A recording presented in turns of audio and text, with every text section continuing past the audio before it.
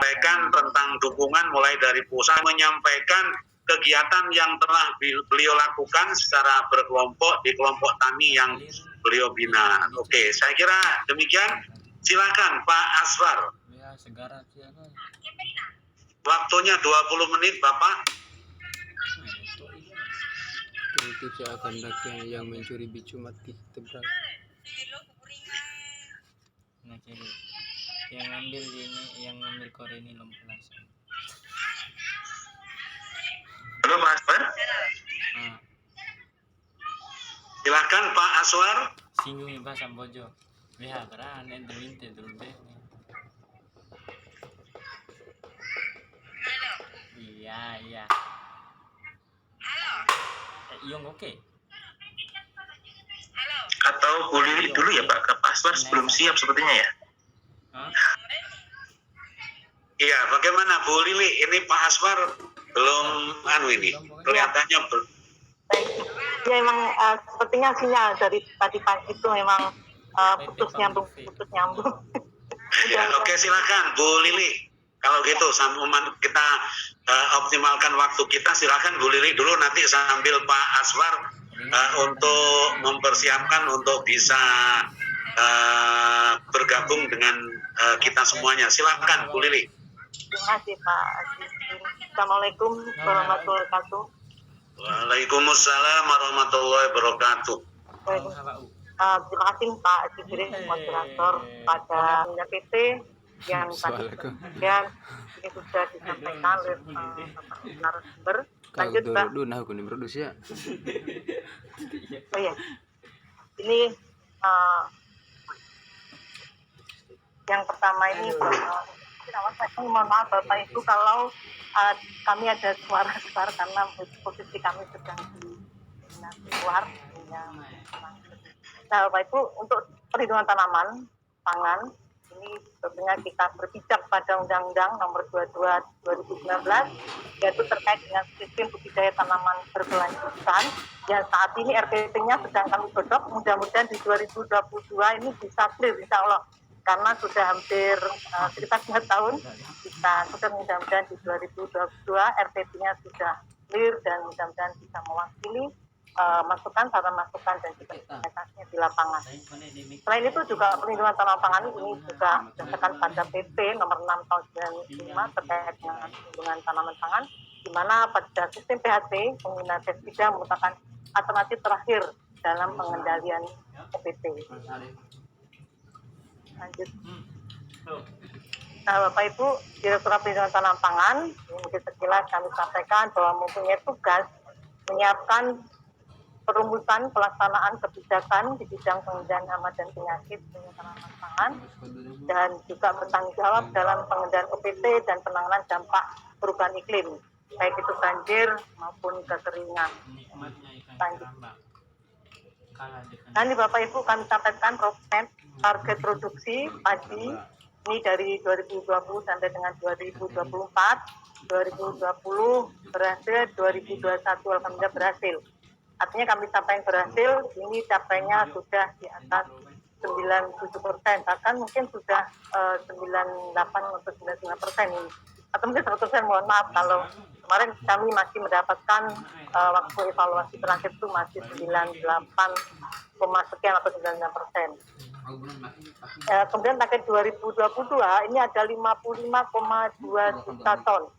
Jadi tentunya ini dalam melakukan kegiatan penanganan OPT yang menjadi tugas dari Direktorat Perlindungan Tanaman Pangan, ini adalah strateginya, itu melakukan pengamanan produksi dari OPT dan CPI. Ini yang menjadi target atau menjadi tugas dari Direktorat Perlindungan Tanaman Pangan. Jadi supaya target-target yang telah ditetapkan ini bisa tercapai. Tentunya ini juga sangat diperlukan dukungan dari Bapak Ibu, semua lini, semua bagian. Jadi mohon dukungannya baik dari akademik, kemudian dari Bapak Ibu petugas lapangan, dan khususnya Bapak Ibu petani. Jadi petani ini saya rasa tidak hanya Bapak tapi juga Ibu, selain yang dikejar adalah petani milenial, ini juga mungkin ibu-ibu atau kaum hawa ini juga kalau terjun di pertanian ini juga sangat-sangat penting dan perannya cukup besar dalam peningkatan produksi. Lanjut. Nah, ini menjadi indikator kinerja untuk Direktorat Perlindungan Tanah Pangan. Jadi semua instansi, mungkin ASEP juga ada, diminta untuk indikator kinerjanya. Nah, alhamdulillah ini 2021 indikator kinerja Direktorat Perlindungan Tanah Pangan ini tercapai, bahkan lebih. Jadi indikator kinerjanya yang pertama adalah rasio luas serangan OPT yang dapat ditangani terhadap total luas serangan OPT. Jadi ini minimal 75. Kemarin 2021 sudah mencapai 99,sekian%. Alhamdulillah ini juga berkat kerjasama khususnya semua petugas lapangan, Bapak Ibu petani yang tentunya menerapkan apa yang sudah disampaikan oleh Bapak Ibu petugas lapangan, dan juga dari Dinas Pertanian, instansi terkait BPPTH, LPHP, semua yang terjun, kemudian akademik yang juga terjun di lapangan, ini alhamdulillah sudah mencurahkan ilmu tenaga pikirannya, sehingga target kami mengamankan produksi yang minimal 75,2% sangat berhasil, karena realisasinya kemarin insya Allah 99,sekian%. Kemudian yang indikator kedua adalah rasio luas terkena dampak perubahan iklim, Bapak Ibu. Ini banjir dan kekeringan, ini minimal 60,2%. Nah, 2021 alhamdulillah juga berhasil, Bapak Ibu, di atas. Kemarin itu sekitar 78-79%. Alhamdulillah, karena Bapak Ibu petugas lapangan, kemudian dinas terkait, LPHP, BPTPH, itu sudah diinfokan, termasuk dari Pak Dirjen ke seluruh provinsi mengingatkan untuk melakukan mitigasi terhadap dampak perubahan iklim sehingga dapat minimal untuk terjadinya kerusakan oleh itu. Terutama daerah-daerah yang memang menjadi daerah rawan, ini juga agar dilakukan pemetaan. Nah, pemetaan ini juga ilmunya itu dari Balai Besar Peramalan, dan mudah-mudahan ini juga sudah diterapkan di lapangan, dan juga dari BMKG. BMKG ini juga ada info terkait dengan ini, mohon dapat dipakai sehingga ini untuk memitigasi, mengurangi resiko terjadinya kerusakan tanaman akibat yang saat ini adalah banjir ya, lanina. Lanjut, Pak. Ini strateginya, Pak Ibu, untuk Direktorat Perlindungan Tanah Pangan dalam pengamanan produksi dari OPT ini adalah penguatan pengamatan data. Karena ini sangat penting, Bapak Ibu, dan mungkin data ini, data serangan OPT atau serangan OPT atau PKDP ini sampai sekarang mungkin masih banyak meragukan, tapi hal ini kita coba terus koordinasi dengan daerah, dengan petugas lapangan, instansi terkait, untuk terus memaksimalkan tenaganya. Dalam ini adalah petugas pengendali organisme pengganggu tanaman, yaitu POPT, pengendali organisme pengganggu tumbuhan, POPT, yang punya fungsi melakukan pengamatan dan pelaporan OPT dan TPI. Mungkin Bapak Ibu sudah mengetahui bahwa saat ini di semua daerah, di semua provinsi sangat-sangat kekurangan POPT. Sehingga satu orang POPT ini hampir semuanya itu merangkak. Satu orang itu minimal 2, itu maksimal bisa 5 di Jawa Tengah, dan juga terjadi di provinsi lain. Nah, ini mudah-mudahan di 2022 ini nanti bisa terselesaikan, mudah-mudahan ada perekrutan sehingga nanti bisa, mudah-mudahan sudah mulai diakomodir sehingga kekurangan ini tidak menjadi kendala. Kemudian penguatan SDM itu melaksanakan tingkat seperti hari ini. Direktorat Jenderal Tanaman Pangan sudah mengakomodir melalui bimbingan teknis hari ini terkait dengan penanganan OPT yang ramah lingkungan, kemudian juga Direktorat Teknis lain di lingkup Direktorat Jenderal Tanaman Pangan pelatihannya, dan ini mampu meningkatkan atau menguatkan SDM-nya, jadi kinerjanya, kompetensinya, mampu meningkatkan. Kemudian peningkatan peran kelembagaan, jadi Pak Direktur kami ini juga sangat konsen terhadap pelaksanaan sertifikat ISO di LPHP. Namun ini juga perlu dukungan anggaran sehingga kami juga perlu koordinasi dengan daerah karena memang anggaran bukan segalanya, tapi anggaran juga sangat penting atau mungkin bagian terpenting dari pelaksanaan kegiatan sertifikat ini, karena nanti kalau LPHP, di mana LPHP ini adalah menjadi dapurnya pelindungan di daerah, itu kalau sudah tersertifikat, maka cara kinerja dan produksinya sudah berstandar internasional. Kemudian juga penguatan sarana pengendalian, ini juga ada sarana pengendalian dari Direktorat Pengendalian Pangan terkait pengamanan produksi. Kemudian penguatan teknologi pengendalian, ini juga penyebar luasan informasi teknologi, kemudian juga penyaluran bantuan paket teknologi, dan juga fasilitas pengkajian inovasi teknologi pengendalian. Lanjut. Jadi Bapak Ibu, jadi kebijakan dari Direktorat Pengendalian Pangan dan tetap yang ini adalah berbasis pada ramah lingkungan sesuai dengan Undang-Undang 22 2019 Sistem Budidaya Pertanian Berkelanjutan. Jadi ini ada kebijakannya adalah penggunaan PT dapat dengan sistem PHT, kemudian memprioritaskan teknologi ramah lingkungan melalui pendekatan pengolahan ekosistem dan spesifik lokasi yang tadi Pak Udiono sudah sampaikan. Harapan kami juga tadi Pak Aswar selaku petani langsung yang kebetulan 2021 itu kelompok taninya mendapatkan bantuan kegiatan P4 itu tadi sampaikan pada eksplorasi. Tadi Pak Udiono sudah menjelaskan secara detail jelas, dan terima kasih Pak Udiono bahwa eksplorasi tujuannya biar petani tahu dari mana sih asal usulnya bahan pengendali alam ini.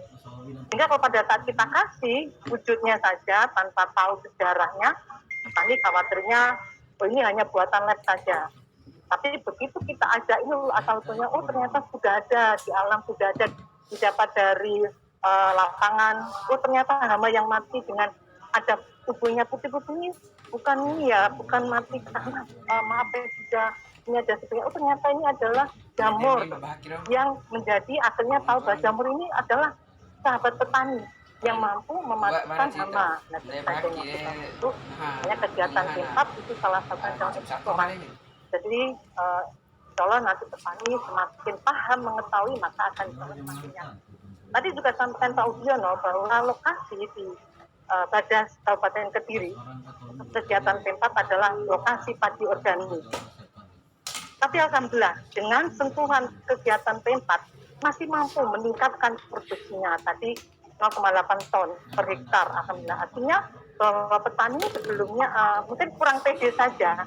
Begitu ada pemberdayaan lagi, diberdayakan lagi petaninya, didampingi lagi secara maksimal, ternyata dengan adanya tadi semacam perhatiannya dilebihkan, bisa mampu meningkatkan produksi. Padahal di situ Bapak Ibu, pada saat kami ke lapangan, itu sudah ada yang muncul oleh orang di dalam satu hamparan. Nah, di petak P4 yang petani di mana mengaplikasikan agen hayati secara rutin karena dibantu oleh LPHP Tulungagung. Terima kasih Pak Pram, LPHP-nya, dan juga UPT Peningan Jawa Timur. Terima kasih. Ini juga sangat-sangat mendukung kegiatan ini sehingga ini dibantulah Ria dan itu diterapkan. Ternyata alhamdulillah Bapak Ibu, jadi dalam peta mungkin ini kami ada fotonya, jadi dalam peta berjejeran itu yang tidak menggunakan itu hangus Bapak Ibu. Nah, peta yang menggunakan kegiatan P4 atau agen hayati yang disemprotkan ternyata baru di ujungnya hangus, selanjutnya berkembang dengan baik, dan kemudian mari kami tanyakan panen Bapak Ibu. Panen, nah lokasi yang burden atau bisa dikatakan untuk sudah ganti komoditas. Jadi ini tetap panen padi yang lokasi P4, kemudian yang tadi burden itu adalah sudah ganti komoditas pangan lain. Waktu itu penggunaan ditanam sendiri. Kemudian juga penggunaan kimia ini juga masih tetap diperbolehkan, tapi harus bijaksana tentunya. Tadi sampaikan Pak Prof itu bahwa bukan ambang pengendali tapi analisis itu Pak Prof ya, terima kasih ini atas masukannya. Kemudian juga sasaran pengamatan dengan produk berkualitas. Jadi dengan penggunaan agen hayati yang tadi disampaikan moderator Pak maka tentunya mutu dari produk itu juga semakin meningkat dan tentunya aman untuk konsumsi. Lanjut. Nah ini Bapak Ibu, jadi Direktorat Pembinaan Tanaman Pangan untuk program-program depan, misalnya dari 2021 kemarin dan ke depan, ini selalu berfungsi pada PHT, tanaman sehat, pemanfaatan mutu alami, pengamatan dan petani sebagai ahli. Ini juga nanti juga menjadi moto dari Kementerian Pertanian. Jadi kita juga mendorong karena moto pertanian Kementerian adalah maju mandiri modern, maju dari teknologi inovasinya, mandiri menjadikan petani mandiri. Sehingga pada kegiatan P4 dan juga budidaya tanam sehat ini kita khususnya di P4 kita jadikan petani jadi mandiri. Mandiri Yang belum ya.